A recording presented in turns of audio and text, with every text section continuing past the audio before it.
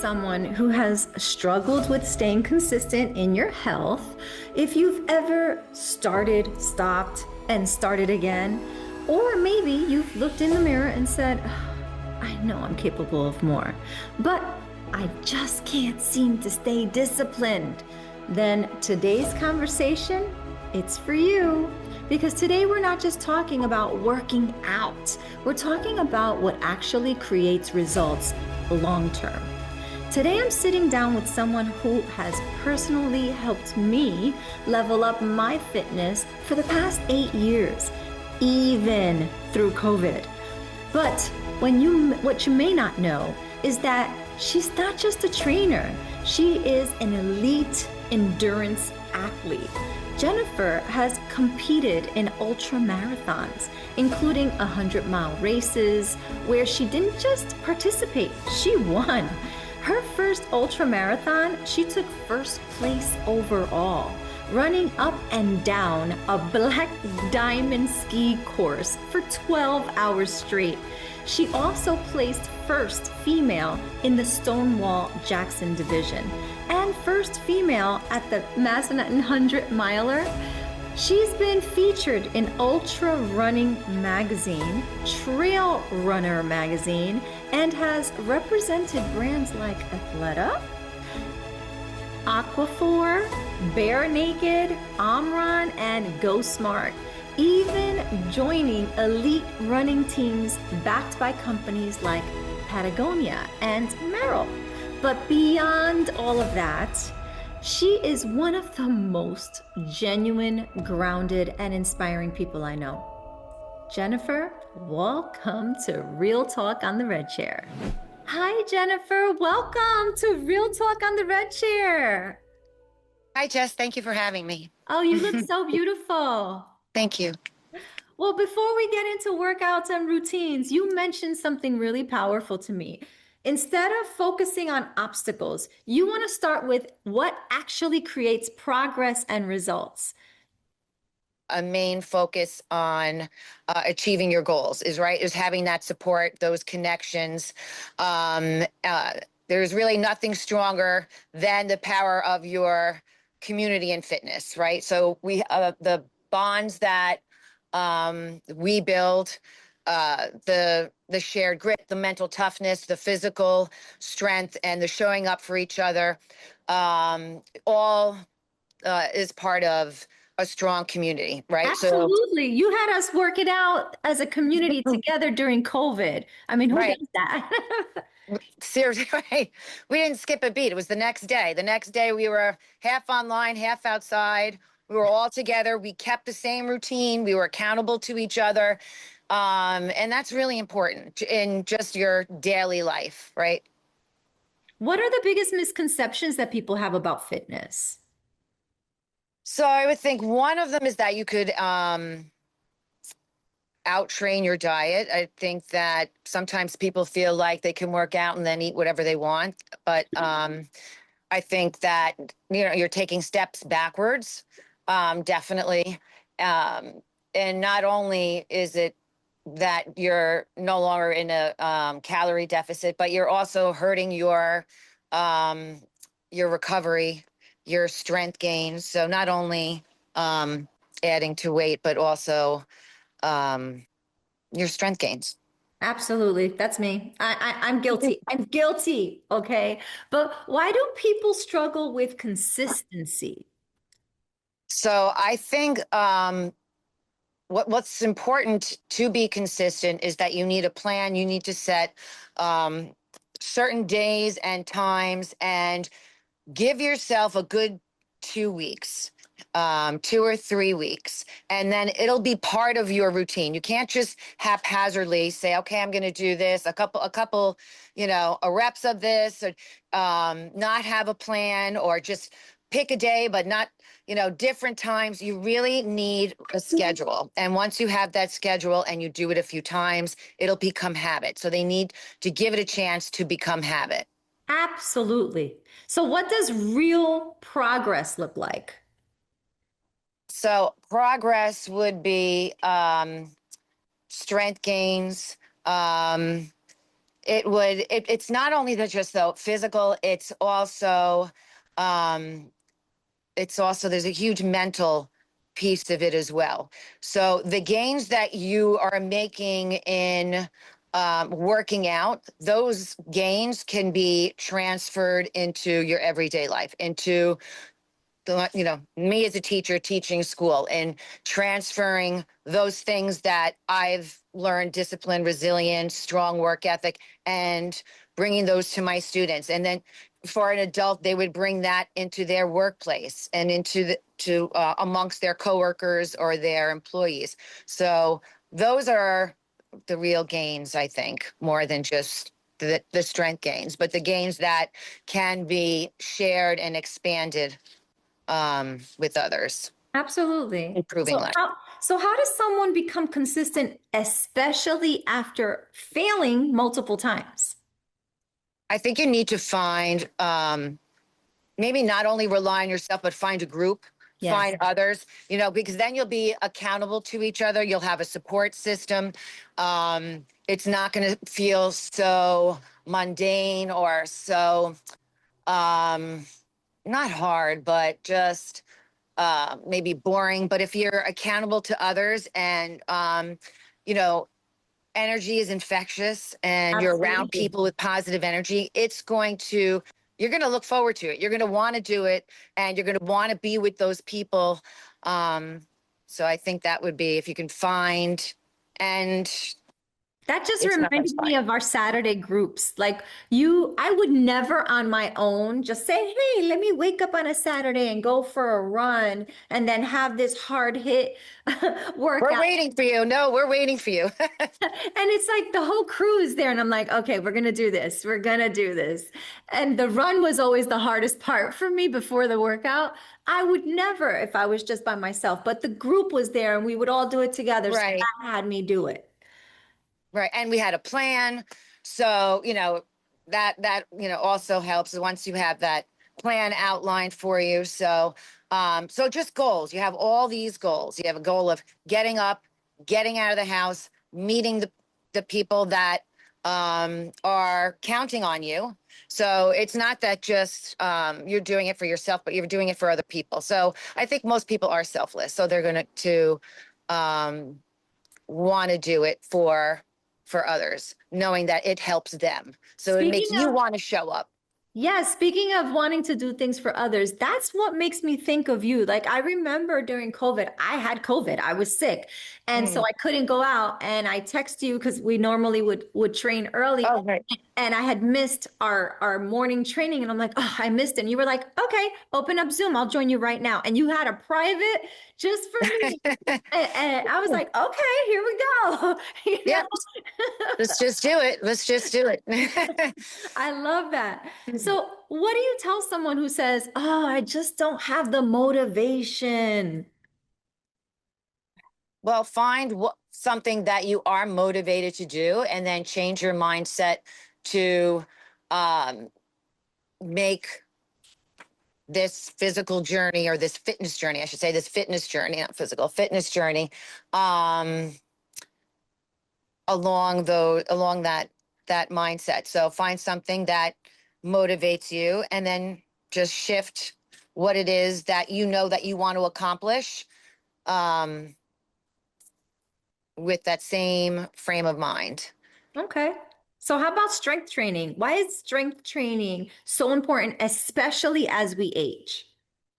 So it's especially important because so I'm 55. So especially someone over 40, over 50, especially because we lose muscle, our metabolism slows down, and we need to strength train so that we can push back the aging, right? So we don't need these medical remedies. We could do it ourselves. We could slow down the aging process by strength training, by building lean muscle, by strengthening our bones, boosting our metabolism, by reducing the risk of injury, by being able to do everyday um, movements, right? So we'll do squats to build leg strength so that we could sit and stand.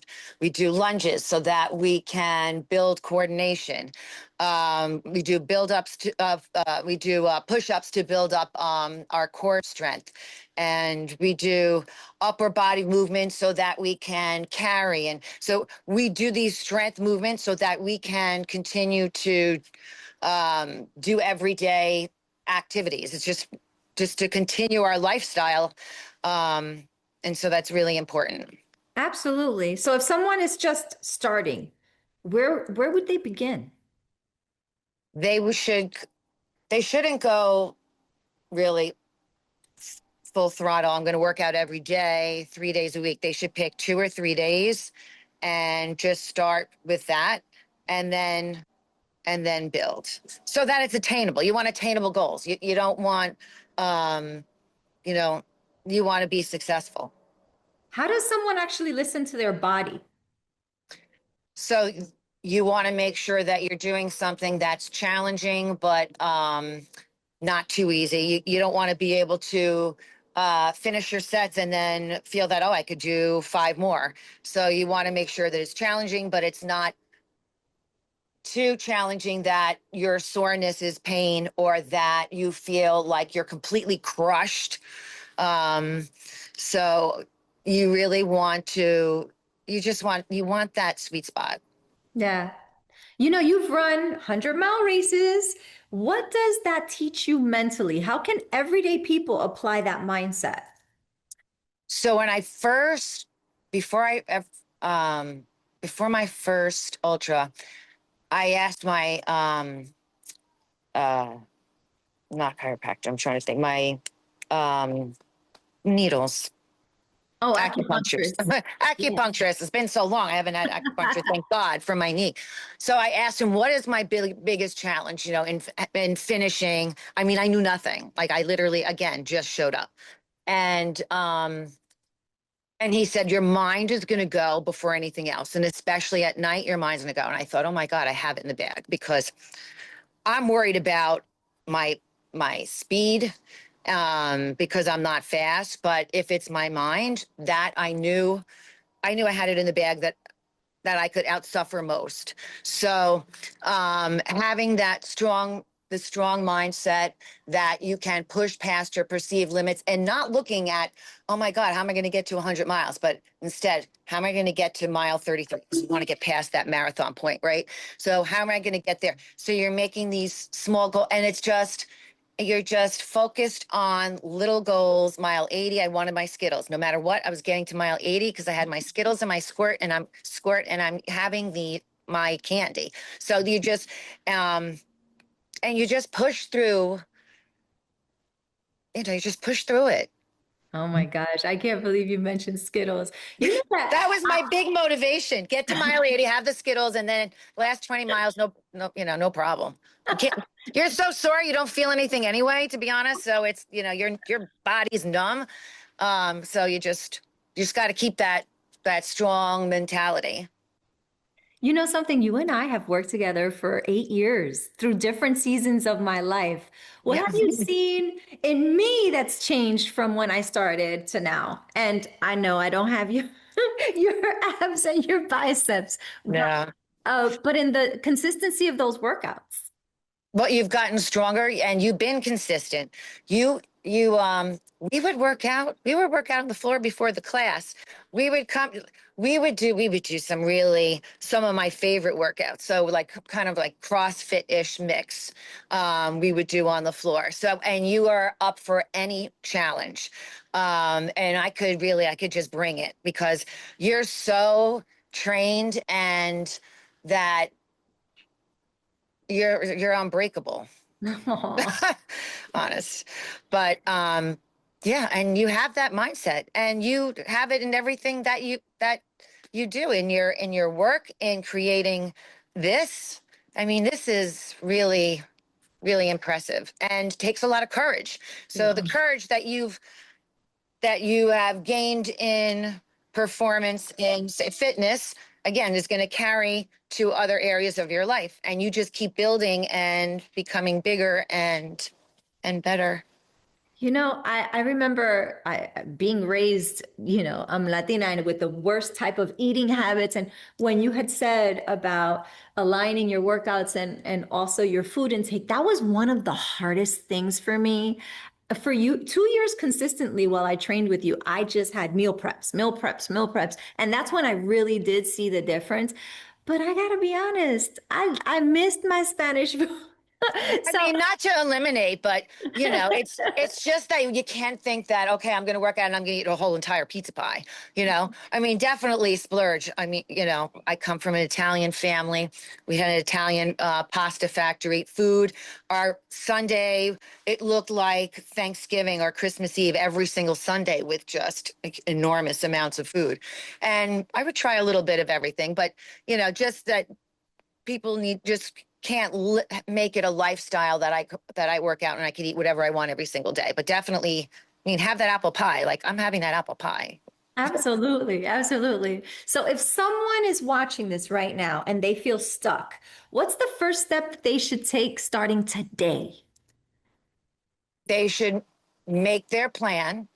They should write it out for tomorrow, put their alarm on, and just start their plan and make it so that it is attainable. It's something that they know that they can achieve on a small scale. And then eventually they're going to enjoy it so much and how it makes them feel inside that it's going to be an addiction. It's going to turn into an addiction.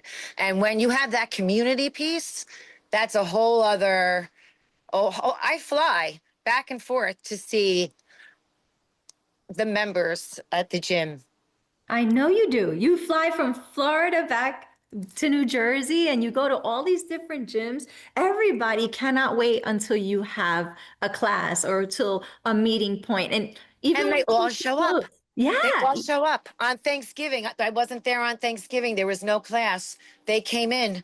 They set up the whole studio. I gave them the workout. They videoed the whole. They even they're. It's just such a. It's not so. Fitness is not just physical and mental. It's a real social piece. And I think as times have changed, it's become such a social piece, and that's going to help someone stay committed to their Absolutely. goals. I loved our You know. crew. Absolutely. Absolutely. And I love that you go back and forth. Doesn't matter where I go, I have my I'm workout. gonna end up there, trust me. Well, They're listen, reeling me in. Like seriously, they're reeling me in. I will be there very soon. Trust me. well, the one thing that I didn't even touch upon is that because of my work, because of my travel, I take you everywhere I go. So Uh, every single day, and you are so consistent. You could be sick, it doesn't matter. You make sure you have those workouts for us. And I see that come in first in thing my in the pajamas. I'll be in Vermont. I'll be wherever I am. You're traveling with me because no matter where I am, we're doing those workouts.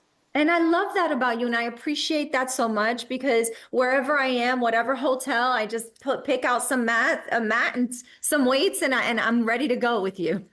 And that's the best part too, is that so what I learned, so also, which is huge, I was a cardio junkie. You could not convince me not to do as much cardio as I was doing to train for these ultra marathons. And then when COVID hit, and everything, and I wasn't spinning and doing all that cardio, and I was forced to strength train. That changed my entire body, and all it was were dumbbells, sometimes kettlebell, medicine ball, plate, but all things that you can do in your home. And I don't even go. I don't even go to the gym. I do everything in my son's apartment. I do everything there.